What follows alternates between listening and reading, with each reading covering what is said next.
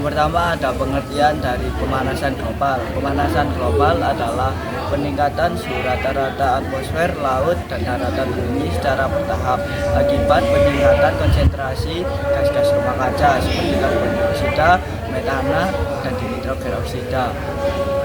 Gas-gas ini menahan panas matahari di atmosfer dan menyebabkan bumi menjadi lebih hangat daripada seharusnya.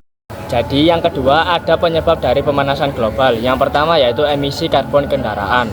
Hal ini terjadi karena asap yang dihasilkan dari knalpot kendaraan bermotor yang mengandung gas karbon dioksida atau CO2 yang memungkinkan untuk menyebabkan terjadinya pemanasan global. Lalu yang kedua ada pembakaran sampah. Hal ini karena asap dari pembakaran sampah sendiri yang mengandung gas karbon dioksida atau CO2 yang membuat panas matahari terperangkap di dalam atmosfer bumi. Yang ketiga, ada penggunaan klorofluorokarbon atau CFC secara berlebihan. CFC merupakan bahan kimia yang diproduksi untuk berbagai kebutuhan peralatan rumah tangga seperti AC dan kulkas.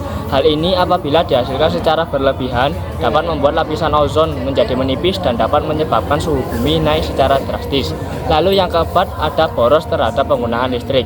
Karena energi listrik sendiri memerlukan pembakaran batu bara yang dapat meningkatkan pemanasan global. Lalu yang kelima ada efek rumah kaca. Hal ini dikarenakan panas yang berada di bumi tidak dapat dipantulkan keluar angkasa, tetapi terperangkap di atmosfer bumi akibat adanya gas karbon dioksida, metana, dan uap air. Lalu apa aja sih dampak dari pemanasan global? Dampak dari pemanasan global yang pertama adalah suhu panas yang meningkat. Suhu panas yang meningkat dapat menyebabkan kehidupan kita menjadi tidak nyaman dan meningkatkan potensi kebakaran hutan. Lalu yang kedua adalah perubahan iklim. Perubahan iklim sudah banyak terjadi di seluruh dunia. Perubahan iklim akan menyebabkan air laut menjadi menguap dan meningkatkan curah hujan. Curah hujan yang tinggi akan menyebabkan banjir. Lalu yang ketiga adalah kekeringan yang meningkat.